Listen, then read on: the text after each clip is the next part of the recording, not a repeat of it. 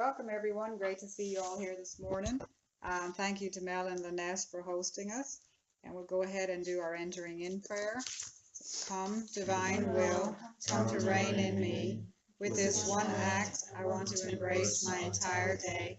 I want to embrace every thought, every word, every action, all the people I meet, the things I have to do, all my duties. I want all to be in your most holy will. I want to put my whole day right from this instant in your most holy will, so that should I be distracted, or should there be things I forget, they may all be done in your will. Amen. Come, Holy Spirit, fill the hearts of your faithful, and enkindle in them the fire of your love. Send forth your Spirit, and they shall be created, and you shall renew the face of the earth.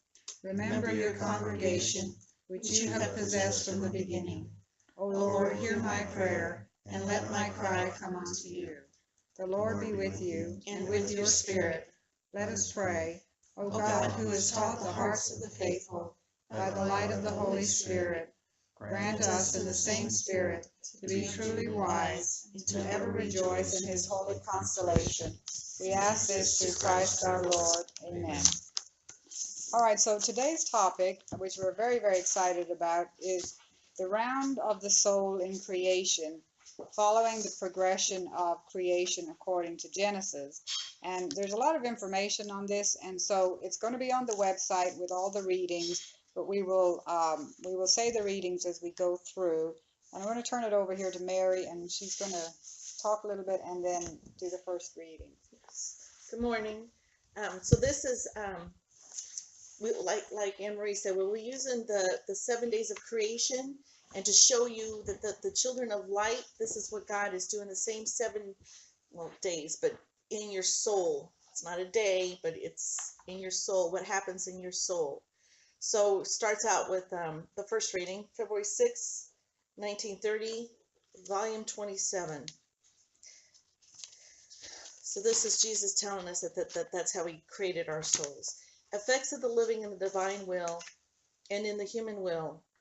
How its way of operating in the soul symbolizes the creation. How it does small things first and then the great ones. After this, I continued thinking about the many things that my beloved Jesus has operated in my poor and little soul.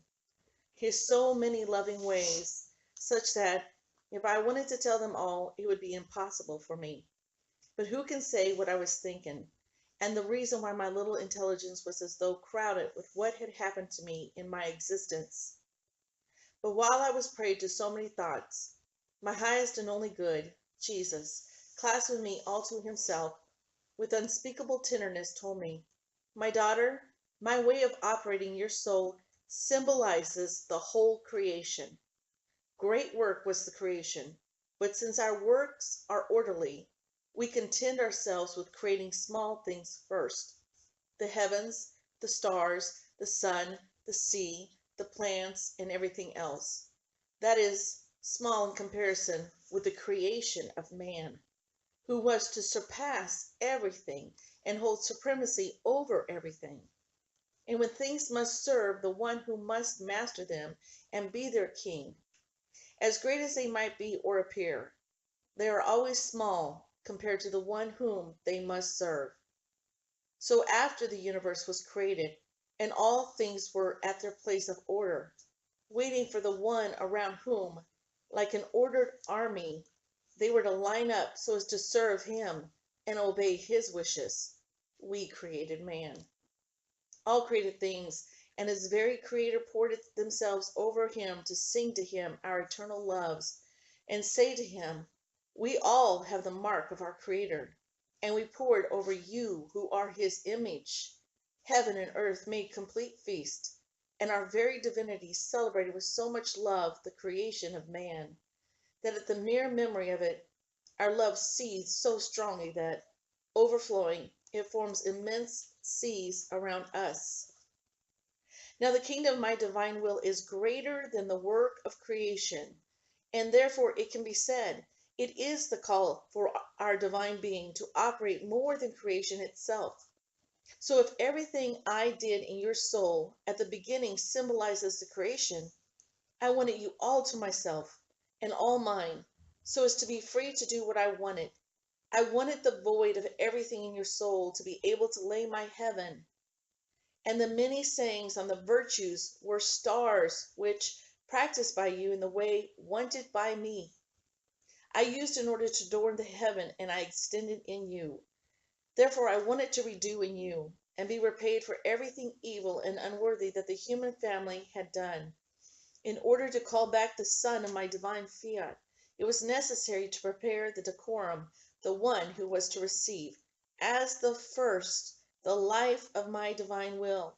This is why, then, I made flow seas of grace, the most beautiful flowerings, almost as in the creation of man, in whom my divine fiat was to reign. The same in you. Everything I did placed itself in waiting, like a divine army, to form the cordage of the Son of my eternal will. And just as in creation, we abounded so much in creating so many things that were to serve man, but because this man was to let my divine will reign within himself, the same in you. Everything has been done so that my will would find its place of honor and of glory. This is why it was necessary that first I was to prepare you with many graces and teachings, as small things compared to the great Son of my divine volition, which, with its many manifestations, while making itself known, formed its life in order to reign, and form its kingdom in the creature. Therefore do not be surprised. This is the order of our wisdom and providence, which does small things first, and then the great, as cordage and as decorum of the great things. What does my divine fiat not deserve? What is not owed to it? And what has not been done by it? Therefore, when it is about my will, or about making it known, heaven and earth prostrate themselves, reverent, and all adore in mute silence, even just one act of my divine will. Wow, just one act of my divine will. It says so much what Jesus says, how it's the sanctity of sanctity, how it's everything. It's very clear. That's right. So the first one, you want me to do it? No, Okay. well, go ahead, just explain. So I love this. The soul in the beginning. So watch what he does with Louisa, and this is what he's doing with us. The soul at the beginning. And Emery's going to read. All right, so in the beginning, God created heaven and earth, and the earth was void and empty, and darkness was upon the face of the deep, and the Spirit of God moved over the waters. The beginning of the divine work in the soul, detachment, the void. So this is from volume 1. So there's no dates on volume 1, so you understand that it's from volume 1. So from the beginning, the divine Master began to strip my heart of all creatures, and through an interior voice he would tell me, I am all that is beautiful and that deserves to be loved. See, if you do not remove this little world that surrounds you, that is, thoughts of creatures, imagination, I cannot enter freely into your heart. This murmuring in your mind is a hindrance to letting you hear my voice more clearly, to pouring my graces, to truly enamoring you of me. Promise me that you will be all mine, and I myself will put my hand in the work. You are right that you can do nothing. Do not fear. I will do everything. Give me your will. This is enough for me. So I would feel him upon me for the whole day. He reprimanded me in everything. For example, if I let myself be carried away in conversing a little too much with my family, even of indifferent things which were not necessary, the interior voice would tell me, these discourses fill your mind with things that do not belong to me. They surround your heart with dust, such as to make you feel my grace as weak in you, no longer alive. Oh, please, imitate me. When I was in the house of Nazareth, my mind was occupied with nothing but the glory of the Father and the salvation of souls. My mouth uttered nothing but holy discourses. With my words I tried to repair for the offenses against the Father, to dart through hearts and draw them to my love, and primarily my mother and Saint Joseph. In a word, everything called upon God. everything was done for God, and everything referred to him. Why could you not do the same? If during the day my mind was occupied with thinking about people I loved, he would immediately reprimand me, telling me, "Is this the way you love me? Who has ever loved you like me? See, if you do not stop it, I will leave you." Sometimes I would receive such and so many bitter reproaches that I would do nothing but cry. He taught me how to love people without detaching myself from him. That is, by looking at creatures as images of God, in such a way that if I received good from creatures, I was to think that God alone was the prime author of that good, and that he had used the creature in order to send it to me. So my heart would be bound more to God. If then I received mortifications, I was to look at them also as instruments in the hand of God for my sanctification. So my heart would not stay huffy with my neighbor. In this way it happened that I would look at all creatures in God. Whatever defect I might see in them, I would never lose esteem for them. If they mocked me, I felt obliged, thinking that they were allowing me to make more gains for my soul. If they praised me, I received these praises with contempt, saying, "Today this, tomorrow they may hate me," considering their inconsistency. In sum, my heart acquired such freedom that I myself cannot explain it. When the Divine Master freed me from the eternal world, then he put his hand to purify my interior, and through an interior voice he told me, "Now we are alone. There is no one left who may disturb us. Aren't you happier now than before, when you had to content many upon many? You see, it is easier to content one alone. You must consider as if you and I were alone in the world. Promise me to be faithful, and I will pour such and so many graces into you that you yourself would be amazed." That's the end of that reading. And it's, it's volume 1. So that he's creating the void within our soul, because in order for Jesus to come in there, he said this over and over in the readings, you have to be detached from everything. So it's just you and Jesus, nothing else, no layers, you and Jesus. And then so that's creation. The Holy Spirit was over the void. Before he was able to put anything into the world had to be void of everything. So as in our souls have to be void of everything, so that Jesus now can come into our souls. The first day. Katie, would you like to read the first day? Can I just say something? I thought it was so beautiful how it's such an important thing how he shows you how to love everyone, how to look at your neighbor and see God in them, and not get huffy with not get huffy, and understand that everything is God, everything is his hand. He's doing everything, the good and what seems to be the bad and the sorrow. It's all Jesus. Well, and if you're not attached to your neighbor, if you're not, what your neighbor says is so important and you live and die by that, Jesus can't do much with that. But if you're void of that, you're detached, and he can work. You're an empty vessel, and he can work. Okay, go ahead, Katie. The first day, light. And God said, "Be light made," and light was made. And God saw the light, that it was good, and he divided the light from the darkness. And he called the light day, and the darkness night. And there was evening and morning one day. So September 3rd, 1908, Volume 8. Jesus is light, and light is truth. As I was in my usual state, blessed Jesus made himself seen all light, and said these simple words: "I am light, but what is light made of? What is the principle of it? It is truth. So I am light because I am truth. Therefore, in order for the soul to be light and to have light in all of her actions, these must come from truth. Wherever there is artifice, deception, and duplicity, there cannot be light, but darkness." And he disappeared like a flash.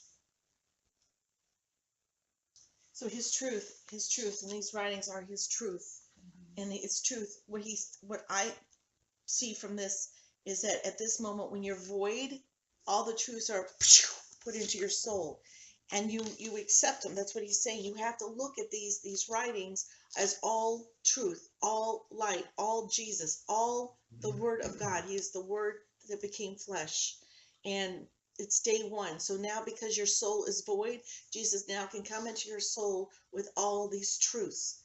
So it's not really that you're learning; it's that you're learning the truths as much as is that you're they're coming to how do I say this? Come to fruition, fulfillment, fruition, fulfillment. Just because they're already here in your soul.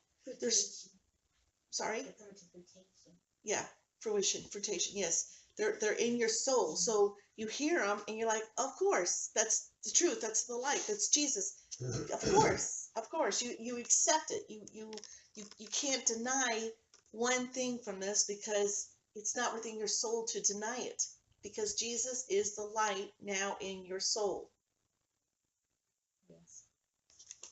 Okay. All right, so we'll go ahead with the second day, the firmament.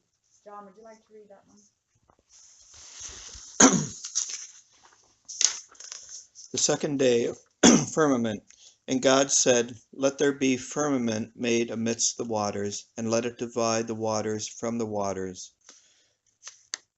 And God made a firmament and divided the waters, and they were under the firmament from those that were above the firmament, and it was so.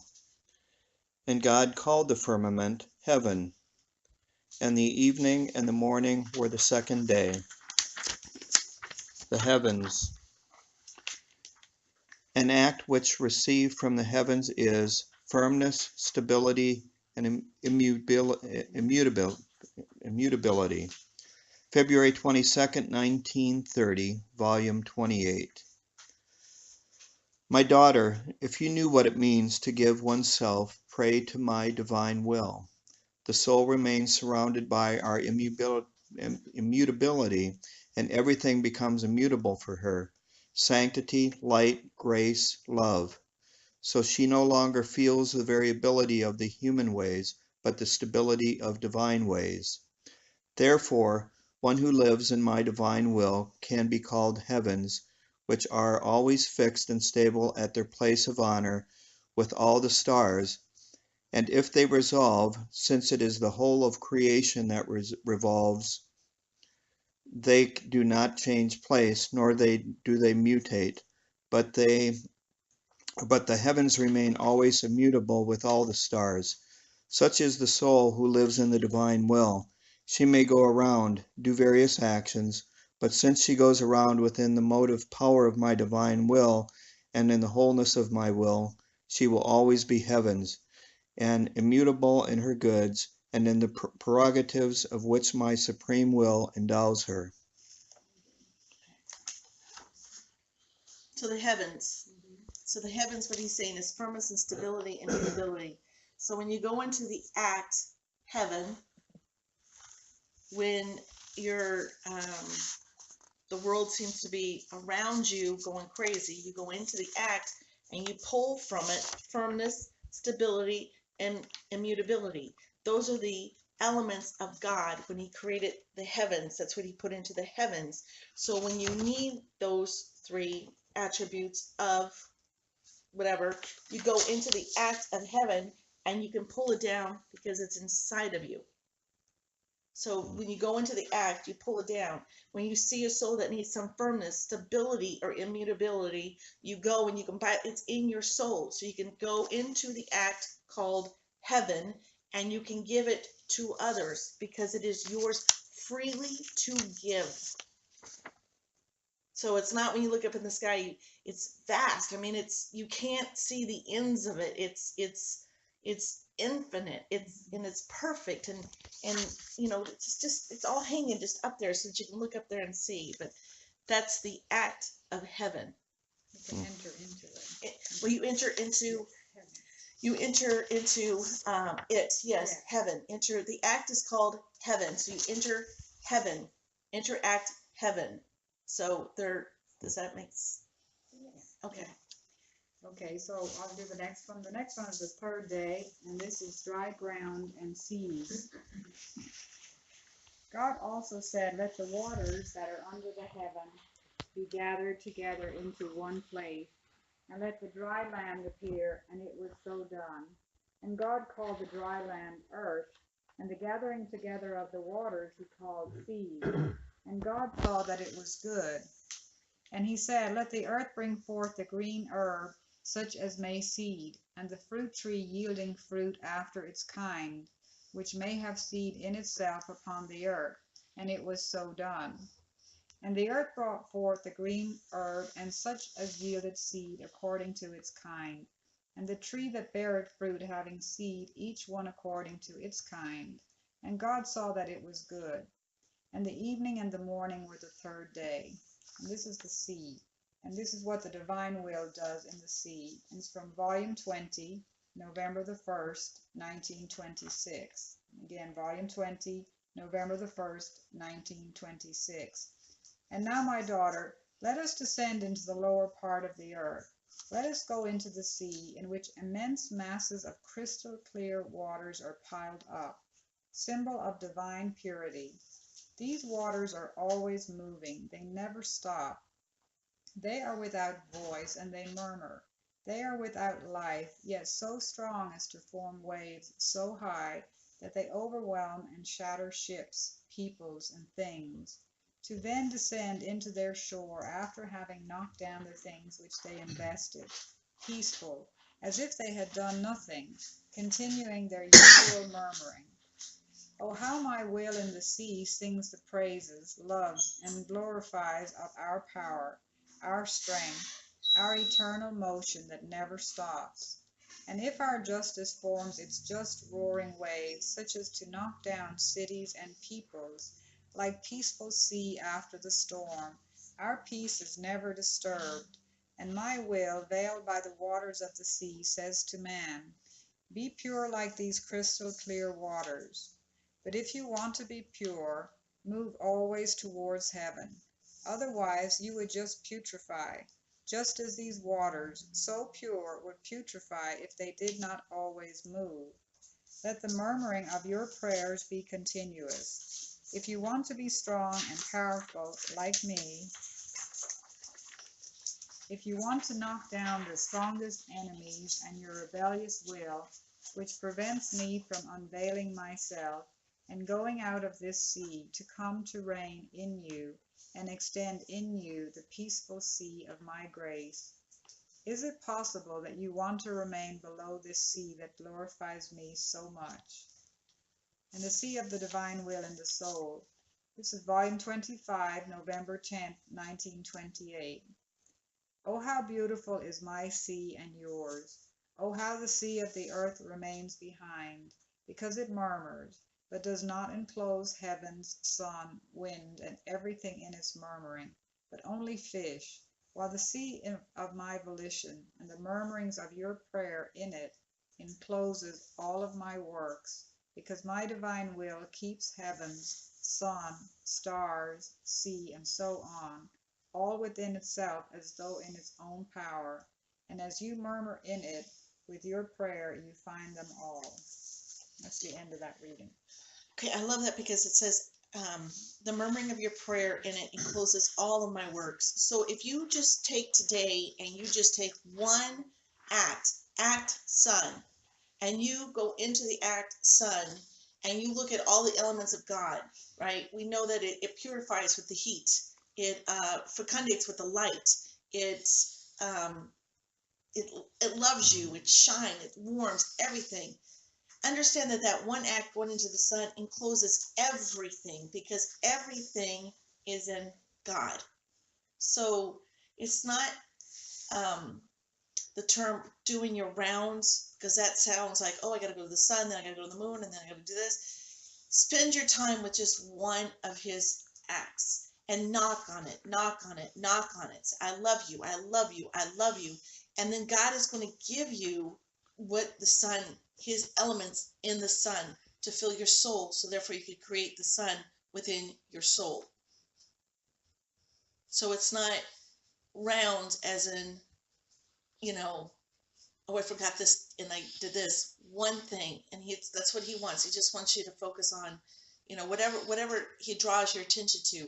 He wants to tell you something. He wants to love you with his elements. I say his elements of wisdom and knowledge and understanding and counsel. All those things are are in his act that make up whatever you visually see. And he wants to put that in your soul. His attributes. His attributes. God's attributes, right? Okay, the next reading is from the Virgin Mary in the Kingdom of the Divine Will. Carol, would you like to read that one? Yes. Day 2. The second step of the divine will in the Queen of Heaven.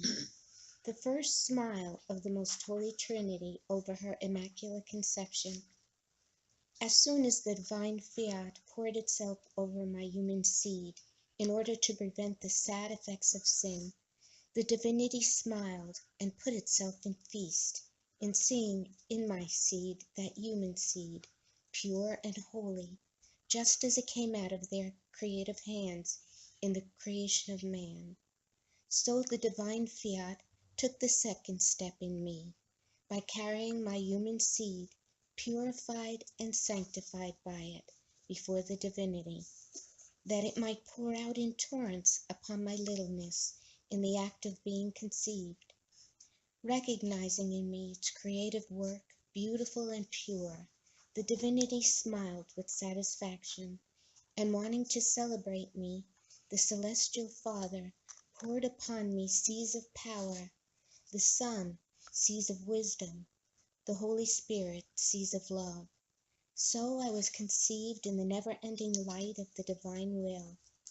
In the midst of these divine seas, which my littleness could not contain, I formed highest waves in order to send them back as homage of love and glory to the Father, to the Son, and to the Holy Spirit.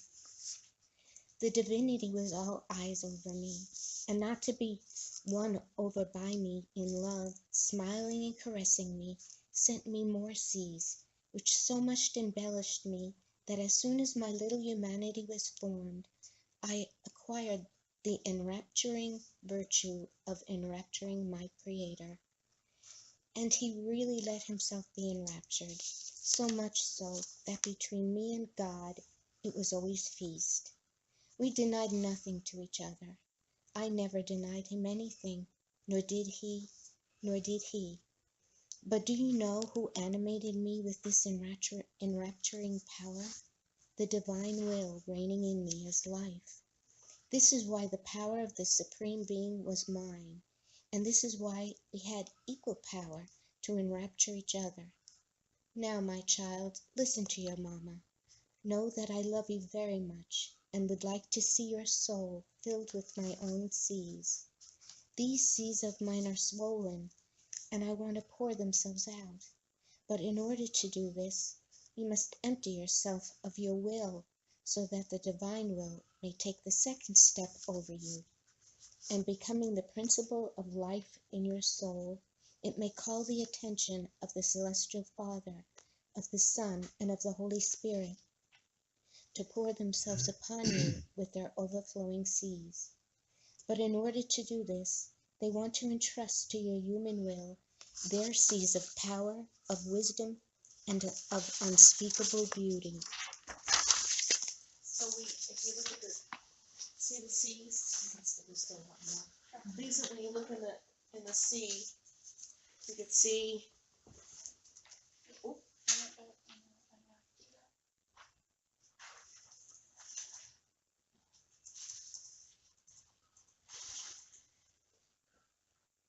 so fullness, because Mary was full of grace. Purity, Mama was purity. Crystal clear waters is what he says in the writings. And then at the time, storming, but justice and peace. Depth, hiddenness, wisdom. The vastness of the sea, just like the vastness of the sky. You don't know where it begins and where it ends. The rising and the continuous murmuring. The sea is continuously murmuring. Keep going, keep going, keep going in the volition. Don't stop. Don't ever stop. That's what he's saying, because when you stop, the waters become putrefied, and so will your soul. So in your soul, keep murmuring, keep going, keep going, keep going. Stay in the volition, stay in his will.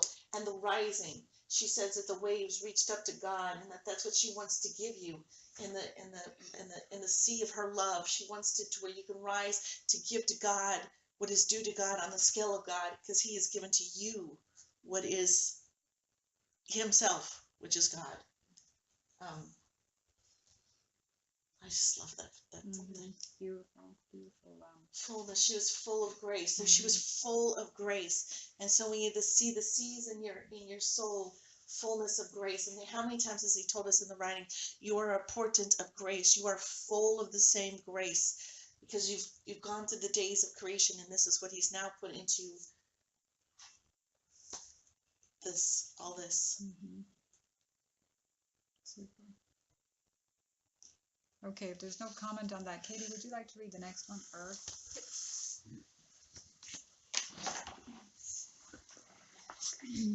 What the Divine Will Does in the Earth. Volume 20, November 4th, 1926. My daughter, look at the passionate love of this noble queen.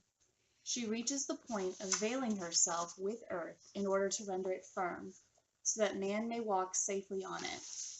And as he walks over the veil of earth, which hides her, she takes the soles of his feet in her little hands, noble and royal, so that man may not stagger, to give him a firm step. And while holding, through Mother Earth, the souls of man tightly to her noble breast, she would want to go out, unveiling herself of the veil of earth that covers her. But man walks over her without even paying attention to see who is sustaining his step, but who maintains that great mass of earth so firmly for him, so that he may not stagger.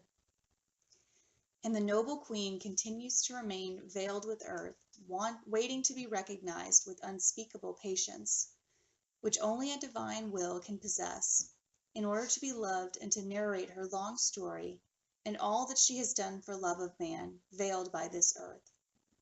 Her love is so great that many times she feels the necessity to tear that veil of earth which covers her, and making use of her dominion, she shakes the earth, and with her empire hides cities and peoples within her womb, so that man may know that inside that earth, under his feet, there is a will, ruling and dominating, which loves and is not loved, and which, sorrowful, shakes itself to make itself known.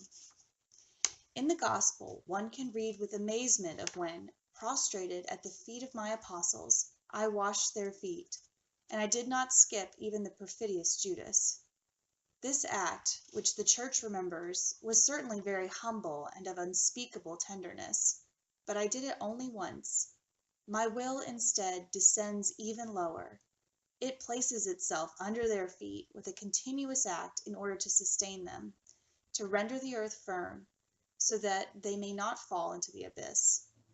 Yet no attention. This noble queen is waiting with invincible patience, veiled for so many centuries, for her will to become known.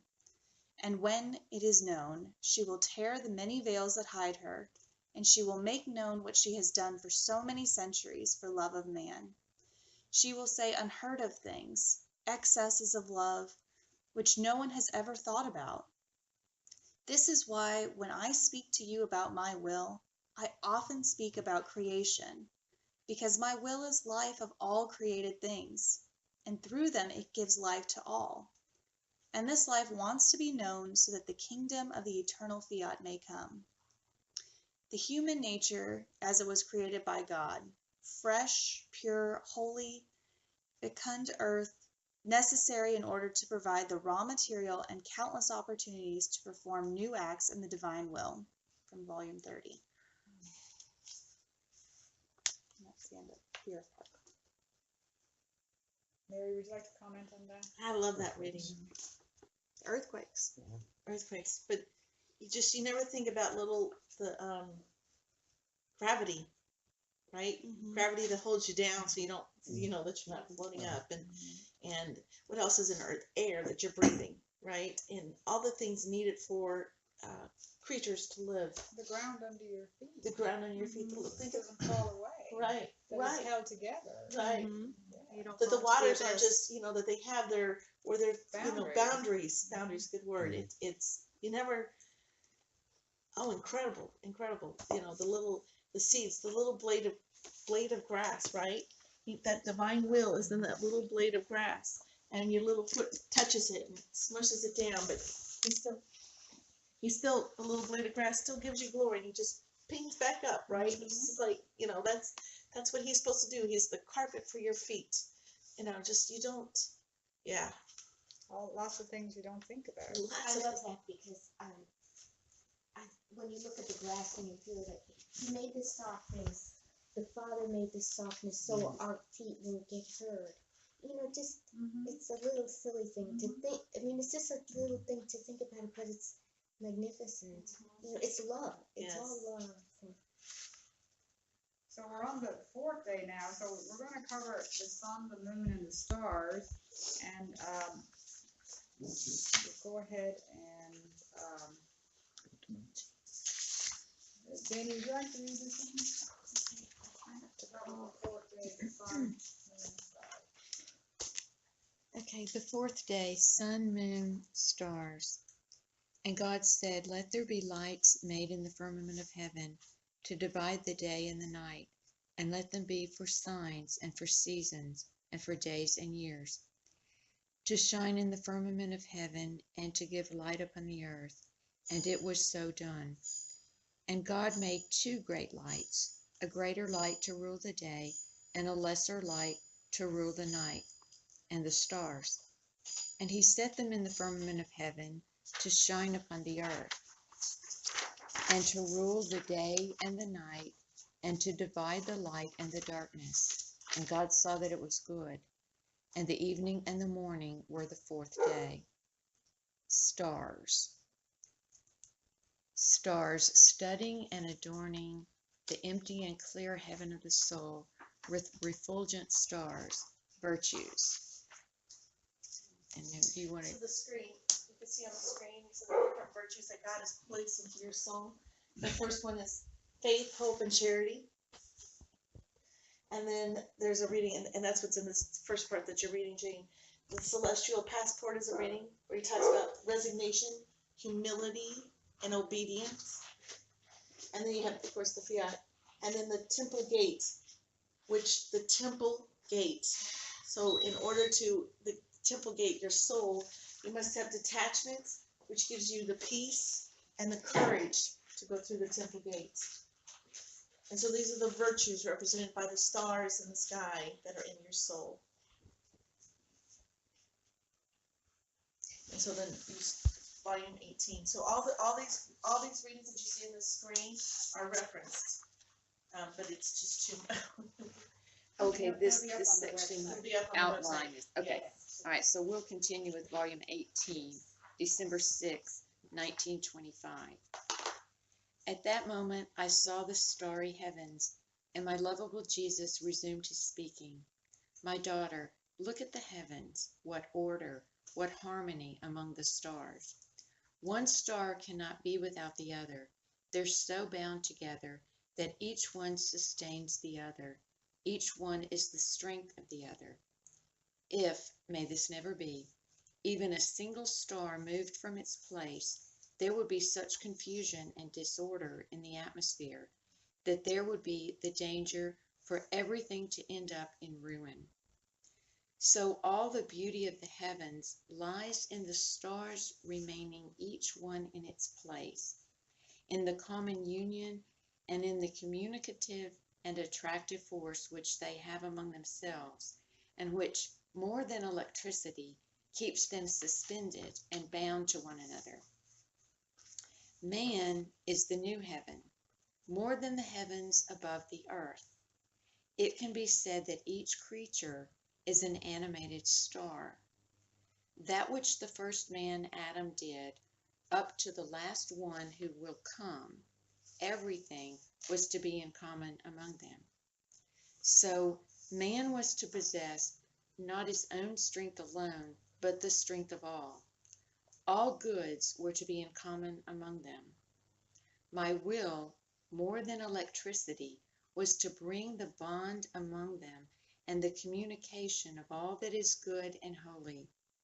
And even though each man was to do his own office and occupy himself with different actions, since all were to start from the primary point of my will, all were to be converted into light. And therefore each one was to be light for the other. Therefore my sorrow in seeing this heaven of creatures messed up was so great as to be incomprehensible to human creature. Once my will was removed, which binds everyone and links everything, entered disorder, confusion, disunion, weakness, darkness. Poor heaven of creatures, it can no longer be recognized, and only the living in my will reorder this heaven again and will make it shine with new light. This is why I tell you that I want to find everyone and everything in you. My will, primary act of all celestial and terrestrial creatures, will bring you the communication of all their acts, and you will remain bound to them and they to you. So the living in my will encloses everything and everyone. Therefore, be attentive, for I want to give you the greatest thing that exists, but I want from you great things and highest attention. One who gives much, much wants to receive. The moon is. Let me do.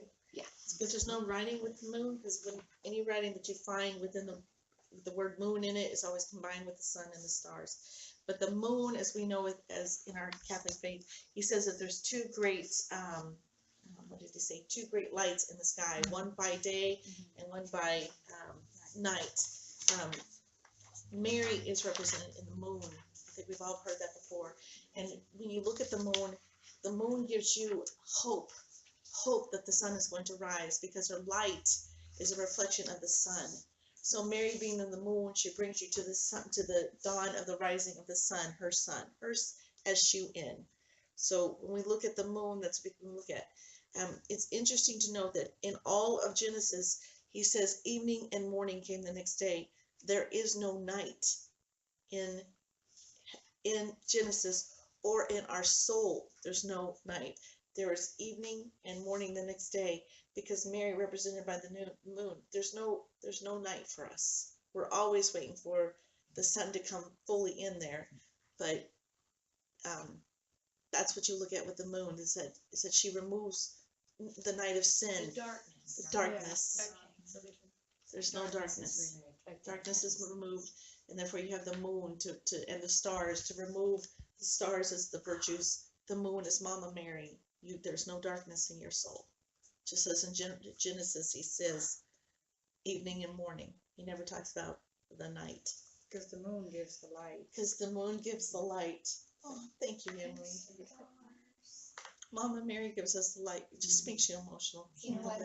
This is a kind of a personal thing, but when I would go to work, I would open up the office, and it would be there would be the moon in the sky, and I would see every day the profile of Jesus, but the child Jesus, the 12-year-old child Jesus.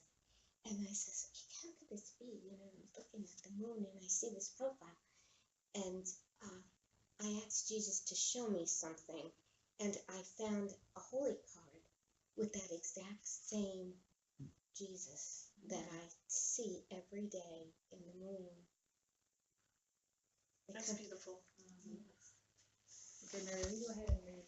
Do you want to read about Okay, the so moon?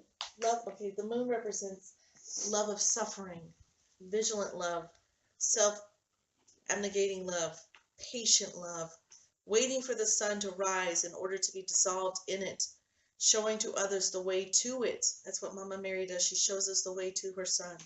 The night hours, awaiting and praying for the rising of the sun of the divine will, calling down the kingdom. Sweetness and peace, characteristics, temperament of the humanity of Jesus. Maternal love, disinterested love, constant love, love of sacrifice, hidden love, in Mary, in God himself. And reference the divine paternity / maternity, which you can find in the readings. That's represented in the moon in your soul. So the next one is on the sun, and Mary's going to do this because we may not do every reference here because there's a lot of them. So we'll pick out, again, it's all going to be on the website. But, this is the sun of the divine will rises in the soul. All right, Mary, you can pick out which one you want to do. All right, volume 12. We can do volume 12. All right. We'll do this one. Volume 12, April 18th, 1917. My daughter, as you pour yourself into my will and fuse yourself in me, a sun is formed in you. As you keep thinking, loving, repairing, etc., the rays are formed, and my will, as background, becomes the crown of these rays. So the sun is formed, which rising up in the air, melts into beneficial dew upon all creatures. Therefore, the more you fuse yourself in me, the more suns you keep forming. Oh, how beautiful it is to see these suns, which rising and rising, remain circumfused within my own sun, and pour beneficial dew upon all. How many graces do creatures not receive? I am so taken by this, that as they fuse themselves, I pour abundant dew of all kinds of graces upon them, so that they may form greater suns, and may be able to pour the beneficial dew and more abundantly over all. So he's discussing the fusing, which we do in our perennial, is that what we said? Prevenient act in the morning, right? Because you're rising with the sun, so you do your prevenient act. But during the day, it's not a formal thing. But if you find yourself getting distracted or thoughts of something that are not God, you can say, fuse. I fuse myself back into you. And then he comes and gives you more graces. He just says he gives you more graces. He's never left you. He's there with you. You've not got out of the divine will. He just brings in more graces. That's what he's saying in this reading. He says, fuse yourself. If you find yourself distracted or concentrating on something else, just use the word fuse or abandon or just an I love you, Jesus, and you're back in. You're back to where he can give you more graces to push away whatever was distracting you or so forth, to keep moving in the volition. Okay.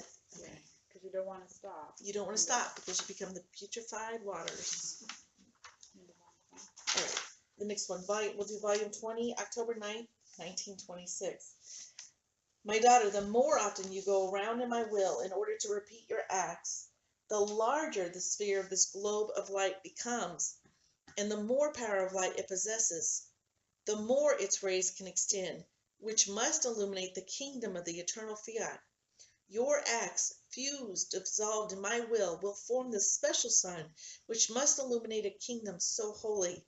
This sun will possess the creative power, and as it extends its rays, it will leave the mark of its sanctity, of goodness, of light, of beauty, and of divine likeness. Those who will let themselves be illuminated by its light will feel the power of a new, continuous creation of joy, of contentments, and of goods without end. Therefore, as my will dominates all the acts of those who live in it, the kingdom of my will be a continuous creation. So the creature will remain under a new continuous act of the supreme volition, which will keep her so absorbed as to leave no field of action to her own self. And then we'll just do the next one. Volume 20, October 13th, 1926. My daughter, each act, prayer, and pain which the soul makes enter into the light of my will, becomes light and forms one more ray in the sun of the eternal volition. These rays form the most beautiful glory that the creatures can give to the divine fiat, in such a way that, seeing itself so glorified by its own light, it invests these rays with new knowledges, which, converting into voices, manifest to the soul more surprises about my will. But do you know what these knowledges of mine form for the creatures?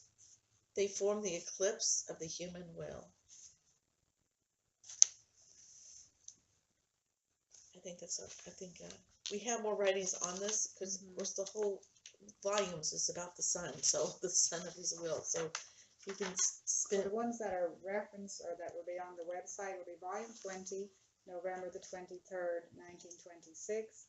Then it will be volume 19, May the 10th, 1926. And then volume 19, May 27th, 1926.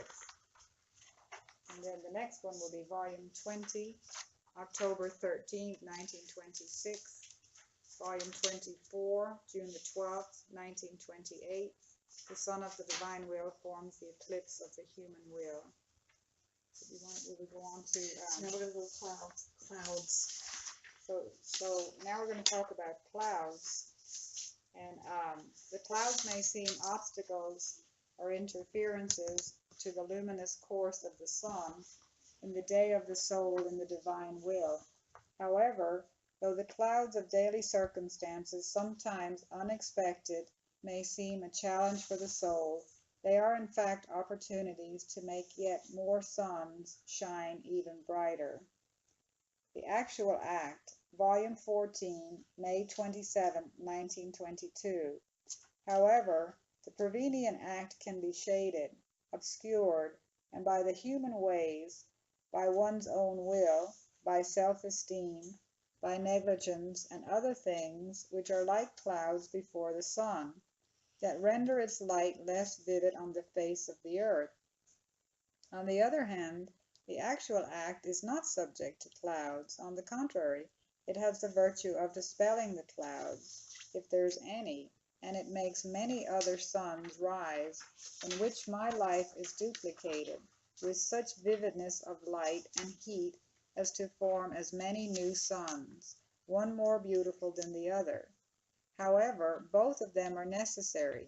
The Prevenient Act gives the hand, disposes and forms the plane for the Actual Act. The Actual Act preserves and expands the plane of the Prevenient. You want to say something about that, Mary? Was I? Yeah. You look like you were going to say something. No, I love that. Yeah. But again, it's you do your Prevenient Act in the morning, and he's saying, he'll give you clouds during the day. Remember what he said when you're being detached from yourself. He's showing you that you're listening to the creatures. You're having an opinion about this. None of this belongs to me. So he's just showing you. It doesn't. You're still in the divine will. You're still there, but he's showing it. So therefore, you can chase the clouds away, which will make more suns arise. So it's not a self-reflection. It's not a self-reflection. It's a thank you. Okay, thank you for that, because now that I've chased the clouds away, more suns have arisen, giving him more light to the kingdom, doing more good. So everything. So if a cloud, say something comes along unexpected, you get a phone call, something, and so rather than focus on that and that and that, it's it's a cloud, and but you get off of it fairly quickly, and fiat,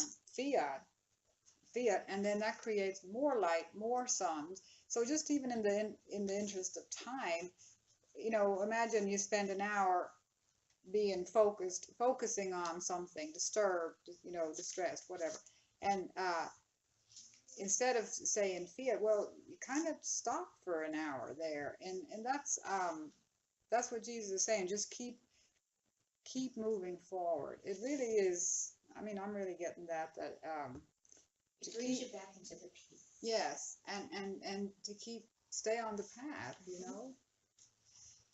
All right, so what we're going to talk about now is the wind. And this is slide 13. It's going to be on the video.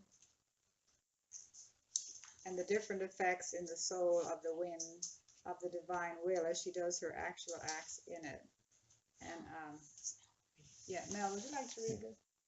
Okay. We've already read the first one, so just go down to volume 19. We did. Yeah, that one's part of For the Clouds. We just read that one. Okay, great. Oh. So volume 19, April 18, 1926. since we've read the first one, I'm going to the second one. That's right, Mel. We're going to keep you on track here. We don't want to stop. Volume 19, which is April the 18th, 1926. I felt all shrunken within myself, and I tried to fuse myself in the holy divine will, to run along with it so as to keep it company in its works, and to requite it at least with my little I love you. Now, while I was doing this, my sweet Jesus, coming out from within my interior, told me, "My daughter, courage. Do not pay attention to your littleness. What you must care about is to keep your littleness in my will, because by being in it, you will be dissolved in it. And my will, like wind, will bring the freshness it possesses into your act, as refreshment for all creatures. It will bring a warm wind to inflame them with my love. It will bring a cold wind to extinguish the fire of their passions. And finally, it will bring a humid wind to produce the vegetation of the seed of my will. Have you ever experienced the effects of the wind? How it can turn the air almost instantly from warm into cold, from humid into a most fresh and refrigerating air? My will is more than wind, and your acts in it, by agitating it, move the winds it contains and produce admirable effects. Then, as these winds, united together, invest the divine throne and bring to their Creator the glory of His will operating in the creature.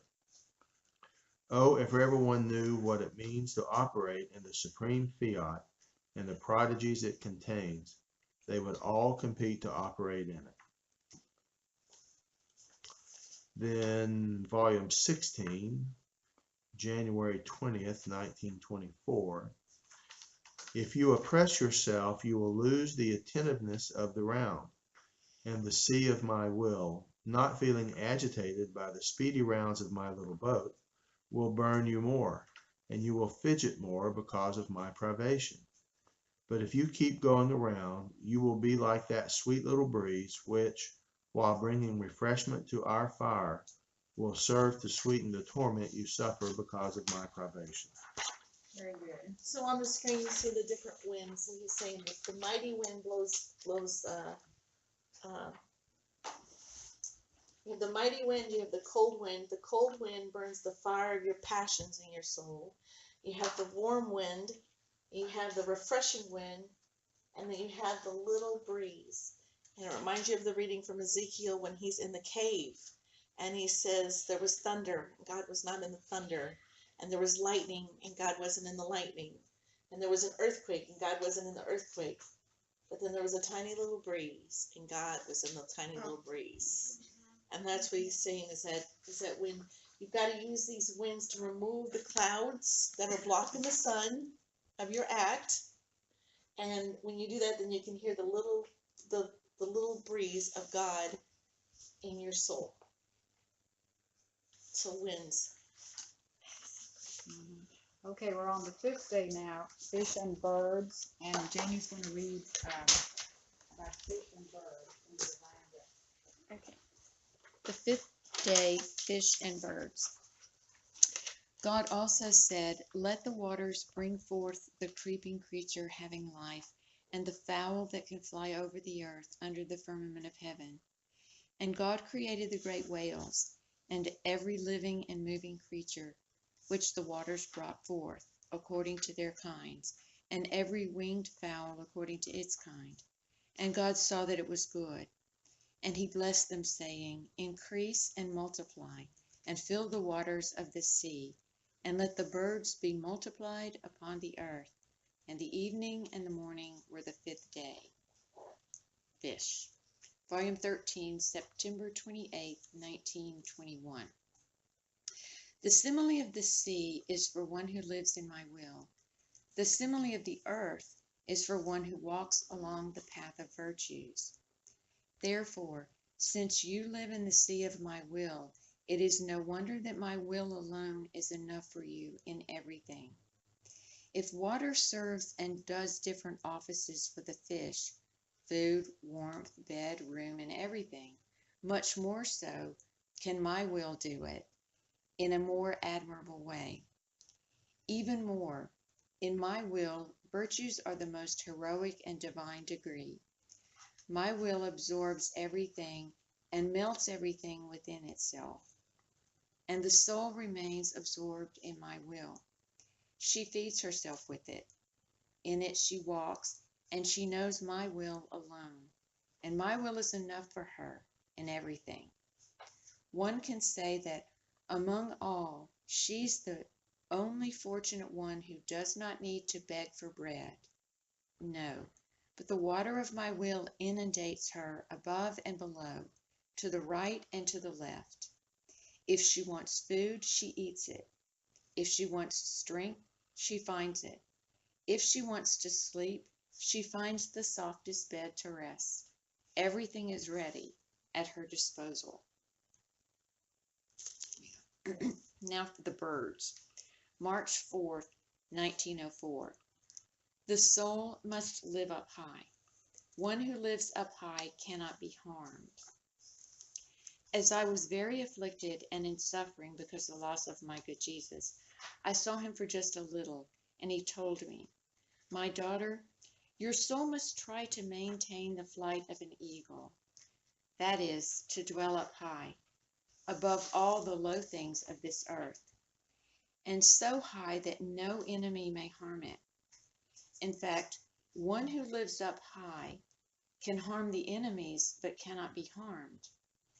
And she must not only live up high, but must try to have purity and sharpness of eye, similar to those of an eagle.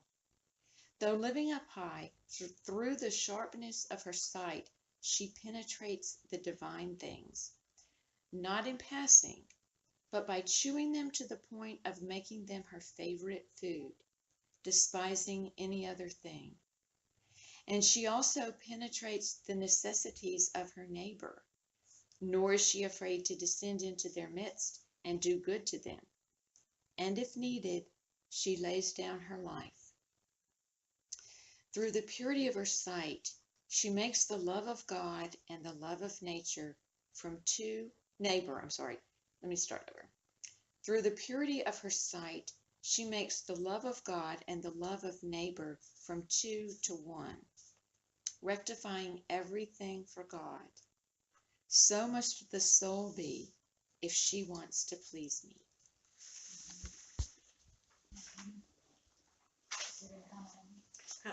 And I know, because I think they're Okay, very good. All right, we're going to go to the 6th day next. So on the 6th day, this is creatures on land. And Katie's going to read this. And God said, "Let the earth bring forth the living creature in its kind, cattle and creeping things, and beasts of the earth according to their kinds." And it was so done. And God made the beasts of the earth according to their kinds, and cattle, and everything that creepeth on the earth after its kind. And God saw that it was good. And he said, "Let us make man to our image and likeness, and let him have dominion over the fishes of the sea, and the fowls of the air, and the beasts, and the whole earth, and every creeping creature that moveth upon the earth." And God created man to his own image. To the image of God he created him. Male and female he created him. And God blessed them, saying, "Increase and multiply, and fill the earth, and subdue it, and rule over the fishes of the sea, and the fowls of the air, and all living creatures that move upon the earth." And God said, "Behold, I have given you every herb bearing seed upon the earth, and all trees that have in themselves seed of their own kind, to be your meat, and to all the beasts of the earth, and to every fowl of the air, and to all that move upon the earth, and wherein there is life, that they may have to feed upon." And it was so done. And God saw all the things that he had made, and they were very good. And the evening and the morning were the 6th day. Creatures, Volume 18, January 10th, 1926. My daughter, my will is always on the way in the created things, in order to go toward creatures. But who fulfills it? Who places the final point on the work of my will? The creature, or rather the creature who takes all created things as the fulfillment of my will. My will makes its way in the seed, and it makes the earth receive it, giving it the virtue of making it germinate and multiply. It performs its crafting by calling the water to water it, the sun to fecundate it, the wind to purify it, the cold to make it take root, the heat to develop it and make it reach the proper maturity. Then it gives virtue to the machines to cut it, to thresh it, to grind it, so as to be able to give it the substance of bread, and calling the fire to cook it, it offers it to the mouth of the creature, that she may eat of it and preserve her life. See then how long a way and a crafting has my will done in that seed, how many things it has called over that seed, to make it reach as bread the mouth of creatures. Now who gives the final step to the way of my will and the fulfillment of the final act of my supreme volition? One who takes that bread and eats it as bearer of the divine will within it. And as she eats that bread, she eats my will in it to increase the strengths of her body and soul as the divine will's fulfillment of everything. The creature, one can say, is the center of the rest to which my will aspires in all the ways, and crafting it makes in all created things in order to reach the creature. The same with all other created things which serve man. My will makes its way in the sea and works in the multiplication of the fish. It makes its way on the earth, and it multiplies plants, animals, and birds. It makes its way in the celestial spheres in order to have everything under its eyes, so that nothing may escape it, and it may make itself feet, hands, and heart for each creature, to offer each of them the fruit of its innumerable harvests. But all its feast is only for those who take of its own as the final point and fulfillment of its supreme volition. If it wasn't for my will, which as its fiat was released, left itself on the way in all created things in order to make them reach man, so that the supreme fiat might have its first place in the one for whom all things had been created, therefore being the ruler and the actor of the very life of the creature, all things would remain paralyzed, and like many painted pictures in which the life of the things that they portray is absent. So, poor creature, if my will withdrew from making its way in all created things, these would remain like painted pictures, no longer producing the good that each thing contains toward man. Therefore, I can say that it is not created things that serve him, but it is my will, veiled, hidden, that makes itself the servant of man. It is not right, then, that the most sacred duty for him to look at my supreme will in all things, and to fulfill it in everything, and returning the service, to serve the one who does not disdain to serve him even in the smallest things. And I feel as though compensated, repaid of my crafting, when I see that they reach him, and he takes them as the fulfillment of my will.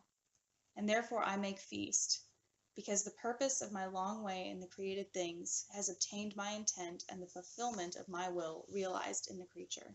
Thank you, Katie. That's great. Great. So, if there's no comment on that, okay. Now, would you like to read the next one on man?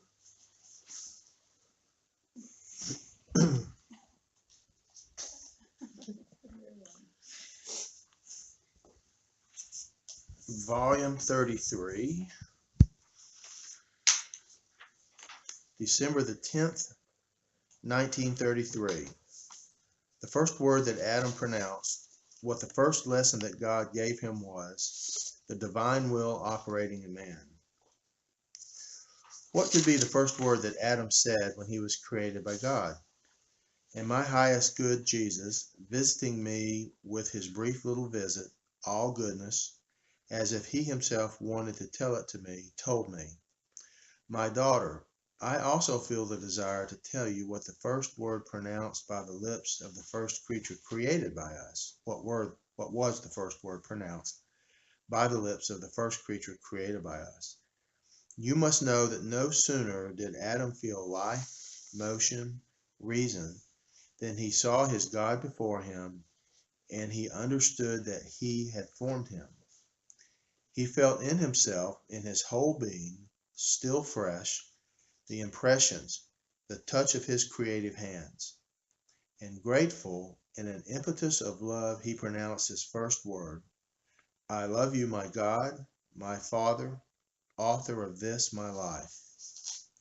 But it was not only the word, but the breath, the heartbeats, the drops of blood that flowed in his veins, the motion, his whole being united together said as in chorus, I love you, I love you, I love you. In fact, the first lesson he learned from his Creator, the first word he learned to say, the first thought that had life in his mind, the first heartbeat that formed in his heart was, I love you, I love you, I love you. He felt himself loved, and he loved. I could say that his I love you never ended.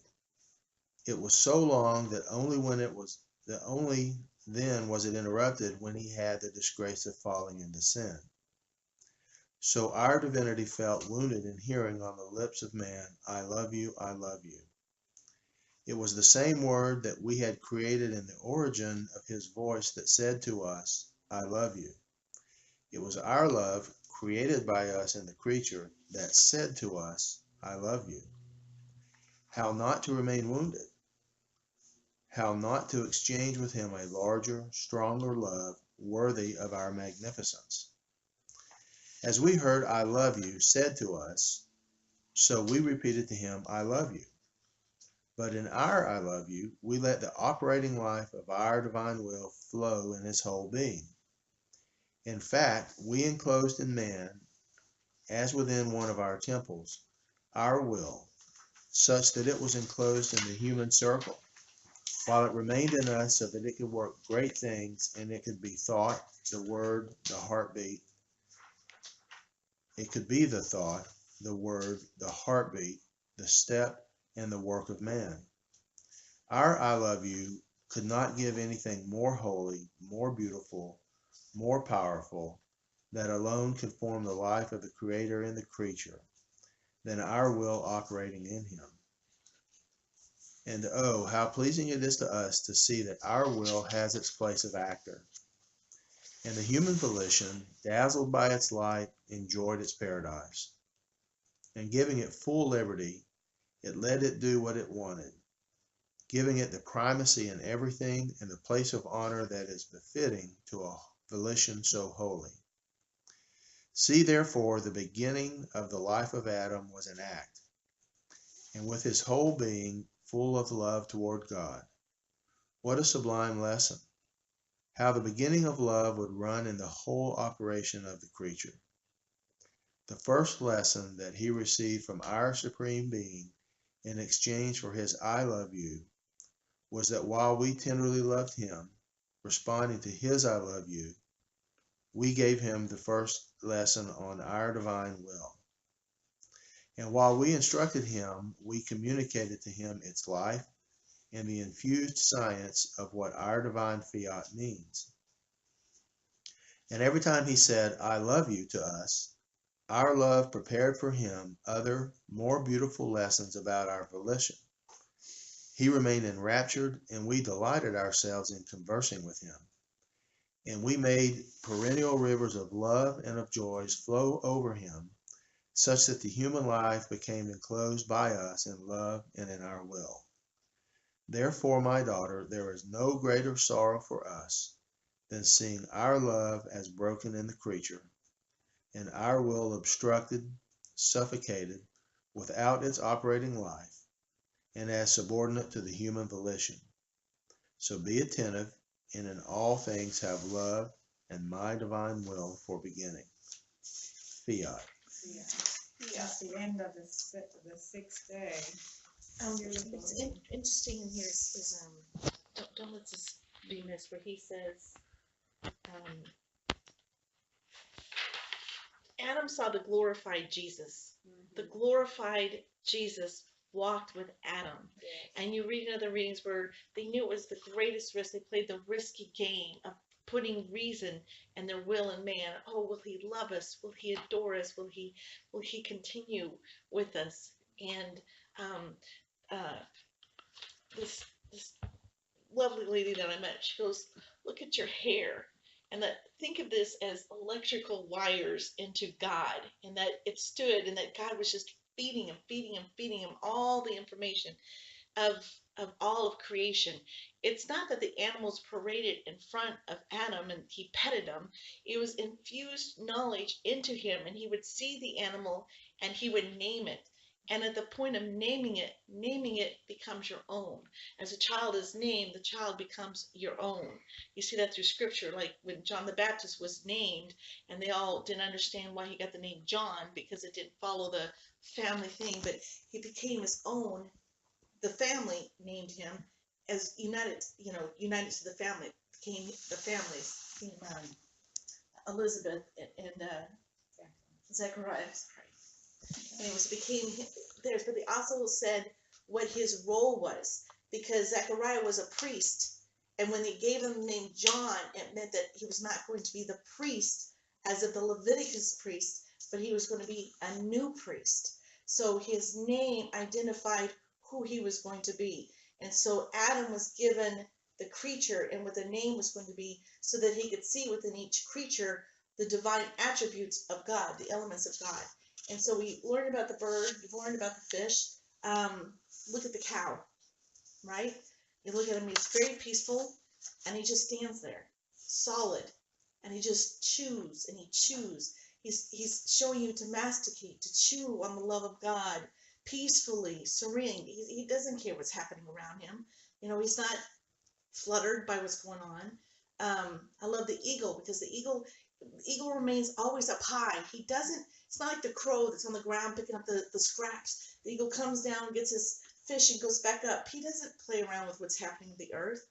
You can look at creation and you can see the elements of God within the animal, and that's what was given to Adam. Not so much that the cow was milk and beef and hide and so forth, but he was able to see the will of God within that creature, the attributes of God within that creature.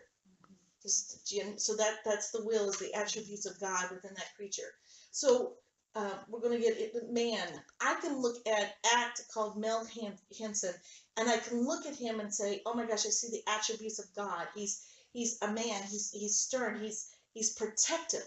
He's loving. He's kind. And that's not that's what you're supposed to do. I can look at Carol. I can look at the act named Carol forms, and I can see motherly love, tenderness, the attributes of God within her soul. That's what we're supposed to do with each soul. I can look at Jane, and I can see humor. I can see compassion, attributes of God. And that's what living in the divine will is. We are all ourselves an act of God. So you could take all creatures and put them in your soul, but then you can also look at each individual person and go and see the attributes of God in that creature. And they're all different, right? Some are strong, some are more full of wisdom of God or understanding God. Some are more counsel, some are more strong, right? The firmness, the so forth. But that's the gift. And so that's what Adam received from God. It wasn't giraffe. It wasn't like a giraffe passed in front of him, but God gave him the knowledge of giraffe, and he saw and everything that the giraffe could do, would do, and Yes. the function of the giraffe on the earth. And he had all Adam sciences. had all sciences. All sciences, in that reading, all sciences. So he knew all the herbs and the plants, so he could look at it and see if there was a He plant. understood molecular biology. He understood molecular biology because he saw the plants. Right. Music, God, Music. Harmony. Yes. And so this is what God wants to give to us. So when you go into act plant and you can look at it, you see it's green, you so forth. It might have a little flower. You can see the tenderness of God in that sweet flower and the softness of his petals, right? And so you see that, and then you will know what the plant is used for, right? Not only to give us oxygen, but it might be, as you said, medicinal purposes. But the act of God, when that plant dies and goes away, the act of God never goes away. And so us, we get to go into the act of God of that plant, and we give God the glory of that plant, and we can look at the attributes, the elements of God that he put in the creation of that plant. And that's what God calls us to do. And you knock and you knock and you knock, and the more you knock with your I love you in this, I love you in act called moon, act called sun, act called heavens, act called sea, act called John Ames, act in whatever, the more you put your I love you, or your I adore you, or I thank you, or praise you, or I call down the kingdom, or whatever, then God loves it when you're knocking on the door, because then he's going to open and go, I'm going to give you all what's inside that act. But he wants you to go, keep doing it. And it's not, you don't have to do I adore you, I love you, I praise you, I thank you. Use one word a day. Like today's going to be I love you. Everything that I say, I'm just going to say I love you, and I just want to give you my love back. And tomorrow the word might be call down the kingdom in all your acts. I want to use the sun, and I want to say act sun, call down the kingdom. May everybody receive the light and the heat and the fecundity of this beautiful sun that you gave to us to call down the kingdom. And the more we knock, the more you will become as the first creature, Adam, and you will receive the knowledges of the divine attributes of God in that act. Which God wants to give you so badly. So badly. So that your soul creates the heavens and the earth. Because the heavens and the earth are going to go away, but your soul is eternal. So he wants to give you all the stuff in his souls. And then I'll read. So we're going to read the 7th day, and this is the last one. And Mary's going to go ahead and read this one. And this is where God rests. God rests. The 7th day, God rests. So the heavens and the earth were finished, and all the furniture of them. And on the 7th day, God ended his work which he had made, and he rested on the 7th day from all his work which he had done. And he blessed the 7th day and sanctified it, because in it he had rested from all his work which God created and made. Volume 27, October 24th, 1929. How in the divine will the soul has everything in her power, because she finds the font of the divine works, and she can repeat them whenever she wants. I was feeling all abandoned in the divine fiat, following and offering all of its acts, both of creation and of redemption.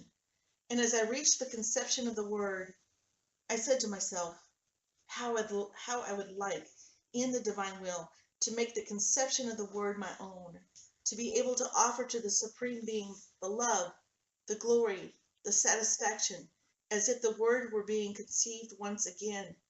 But while I was saying this, my sweet Jesus moved in my interior and told me, my daughter, in my divine will, the soul has everything in her power.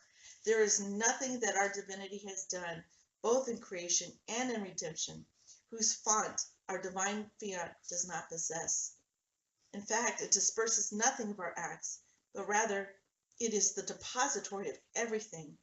And one who possesses our divine volition possesses the font of my conception, of my birth, of my tears, of my steps, of my works, of everything. Our acts are never exhausted. And as she remembers and wants to offer my conception is renewed as if I were being conceived again. I rise again to new birth. My tears, my pains, my steps and works rise again to new life and repeat the great good that I did in redemption.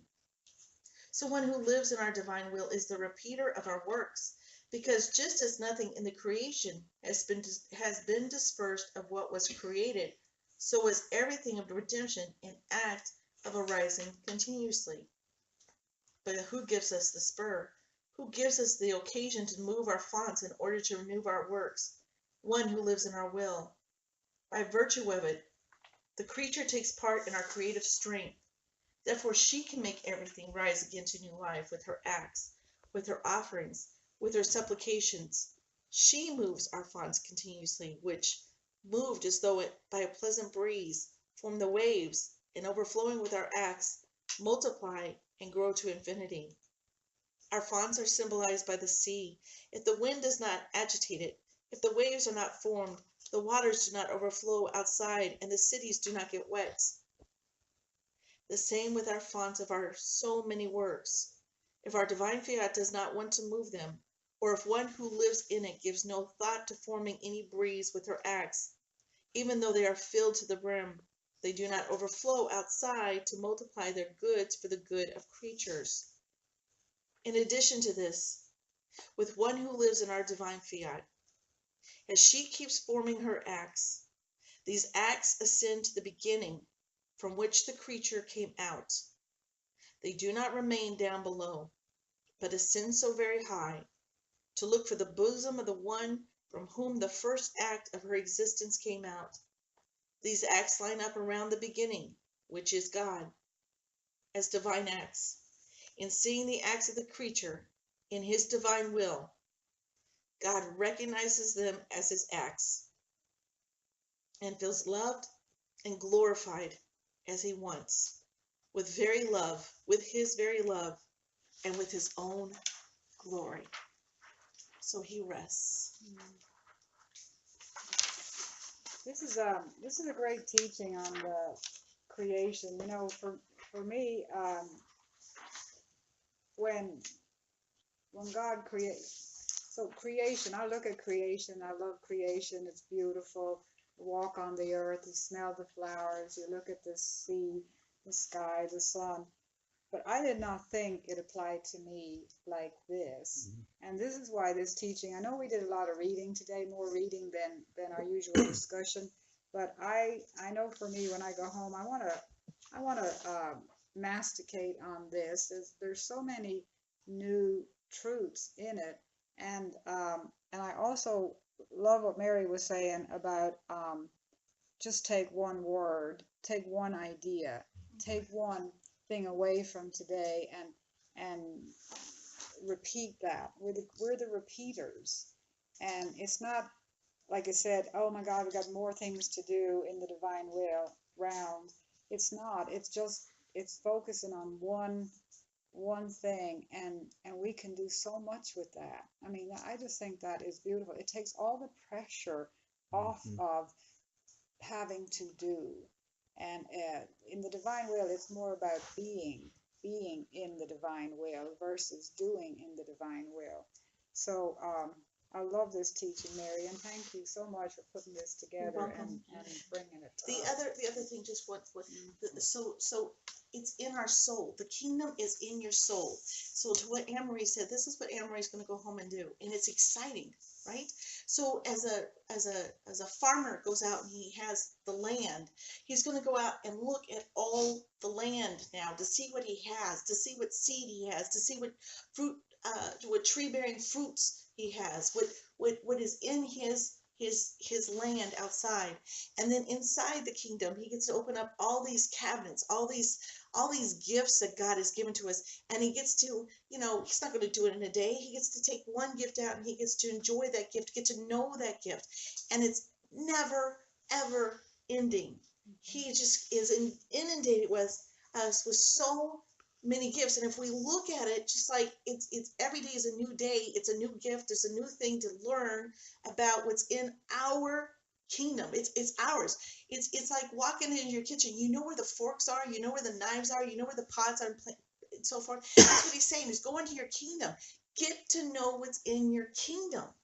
That's what he's saying by this. Get to know those acts because they're in your kingdom, and use it like you would use a pot on your stove. Use the sea. What does the sea have to offer you? Everything you need is given to you in creation. And he's just saying, open up this gift that we've given you and explore it. Make it your own. Love it.